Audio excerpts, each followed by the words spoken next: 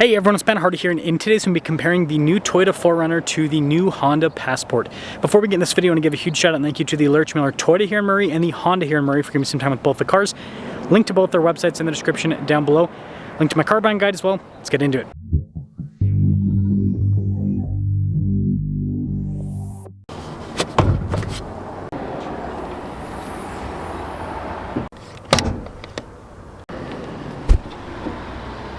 The Passport has a 3.5 liter V6 that goes through a 10-speed.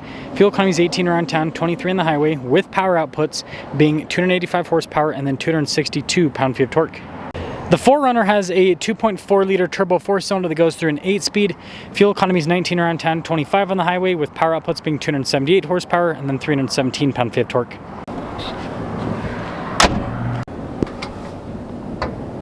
Before I move forward with this comparison, I do want to mention if you want to see more videos just like this, then I recommend you subscribe because I post content every single day.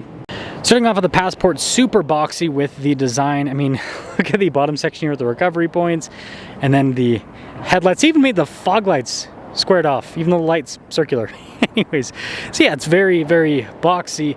The 4Runner is what I call the Tacoma SUV for this generation because it's got the Tacoma front end, slightly different, right? It's got the double mustache grill, as we call it. But anyways, both of them have fog lights, both of them have recovery points, and there's the front ends. Now the tire and wheel setup with this comparison isn't great because we've got the Trail Sport package with the Honda, whereas we have the TRD Sport package with the 4Runner. I would have rather have had a TRD off-road, but yeah, this is all we have for today. Anyways, with the 4Runner, you can definitely fit much larger tires. You could fit a 33, no problem. Might even be able to fit a 34. Whereas this, from the factory, is rocking 31s. It looks like there's a little bit of space to maybe add like a 31 and a half, 32 inch tall tire, maybe even. So there is a little bit of space there with the Passport. Here's your side profile with the Passport. Again, that boxiness continues. And then here's your side profile with the 4Runner.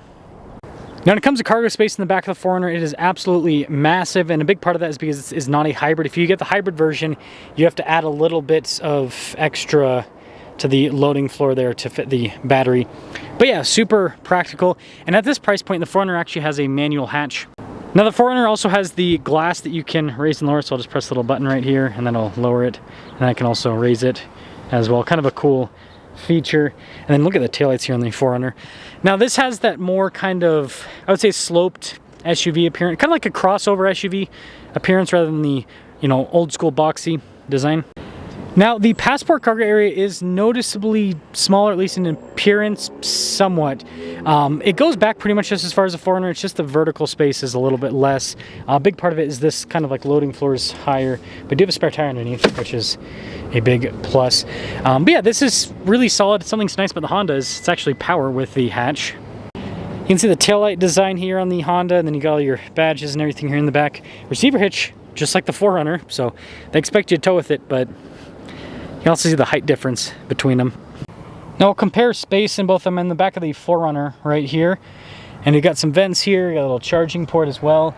At this price point, we have got cloth seats here in the 4Runner. Headroom back here is pretty good, but I am kind of pushed up and everything. And a big part of that is because we got the driveline going to the back.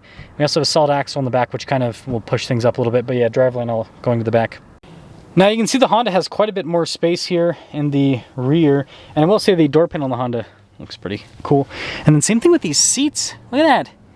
Definitely a lot more style. And headroom is not that much more actually, but you sit lower here in the car.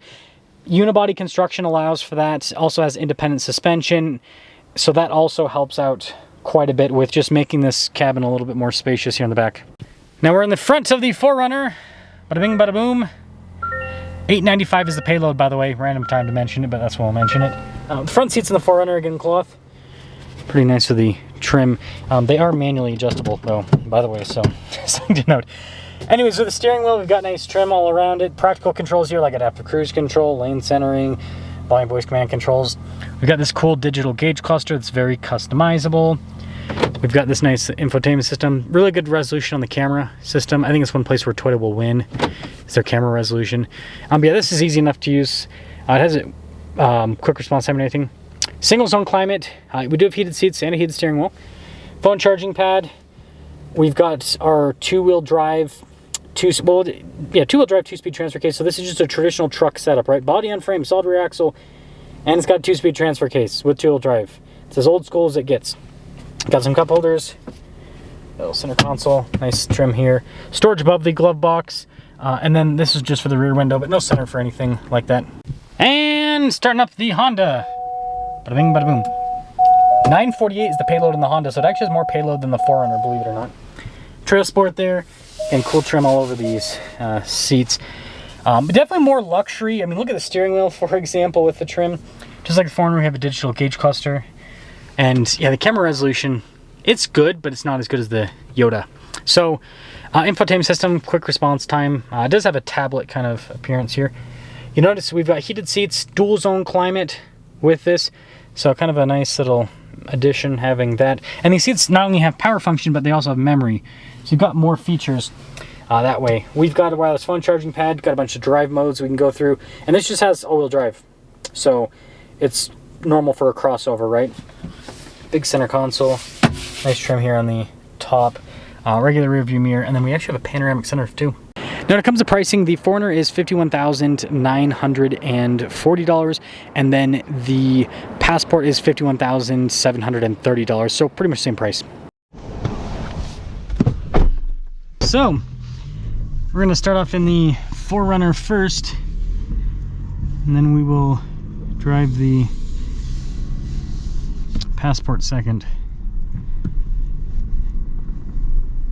Now, I looked up the vehicles that people are comparing against the Passport, and the two that came up, the biggest was 4Runner. Second was the new Land Cruiser.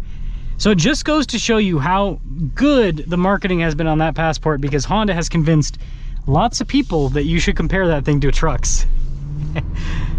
Because again, the body and frame, solid rear axle.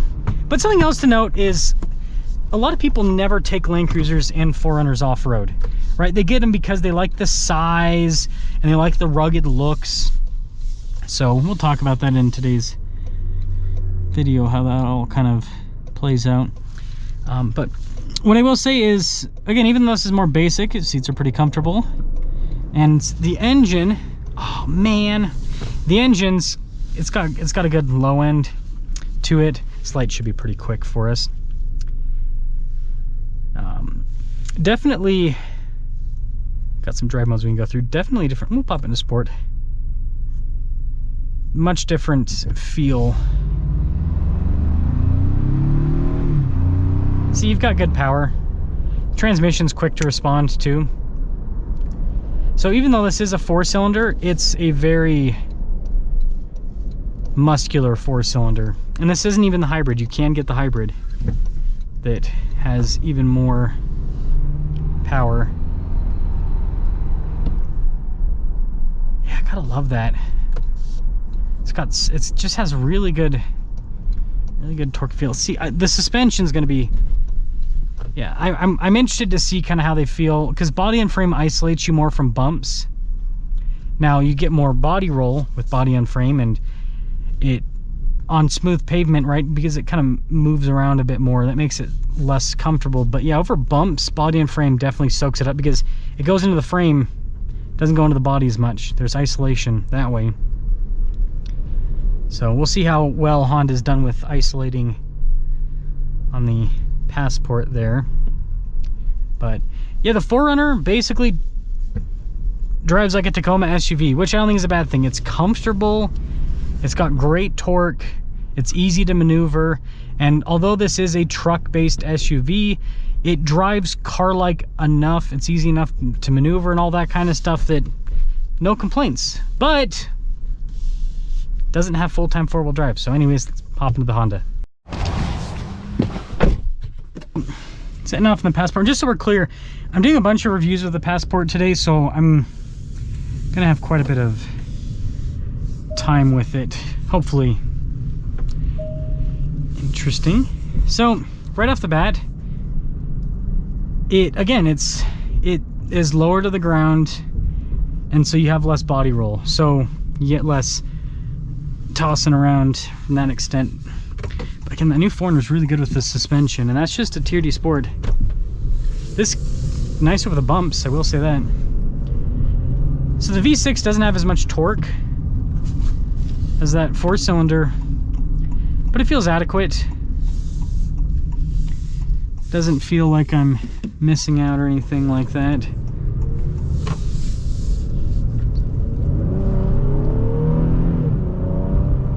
Yeah, transmission's super smooth. It's got great power. With naturally aspirated engines, you just got to wring them out a little bit more compared to turbo engines, especially at higher elevation. It's not a problem though, because it's smooth with that power delivery. So, or at least I don't see it as a problem at all. Handling's, I wouldn't say that it's necessarily like that much sharper, because they've done a really good job with that new 4Runner, but it does have the unibody handling where it's flatter. And it's actually, okay, so here's the deal. Pretty good over the little bumps. You do like hear it go through the whole chassis because it's unibody, so you're just always going to have that with unibody inherently, but it actually absorbs it pretty darn well. So which one do you go for?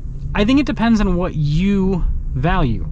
I think if you value features, well, the Passport is an obvious win because it has way more features at the same price point. If you're talking about just drivability and everything, I think it's going to depend on your personal preference. Do you like unibody? Do you like body on frame? Me personally, I kind of lean towards body on frame because I like the fact that you can go over big bumps and it is going to soak it up and you're not going to feel as much into the chassis. But unibody, right, I can understand why people like that because of the handling characteristic of it. So, you know, daily drivability and getting in and out, right? You don't have these 4Runner you got to step up to. This is lower to the ground in general, so you don't have to step up to get in and out of the vehicle. So there's a lot of benefits. So I think it just depends on what you're looking for. If you're not going to take either of them off-road, yeah, this probably makes a little bit more sense from that perspective. But if you're going to do off-roading, the 4Runner with the 2-speed transfer case and with the ability to put much bigger tires on it, right, that one's going to win out with off-roading. Also depending on the off-roading that you're going to be doing. So let me know which route you would go. Kind of just depends on what you're looking for.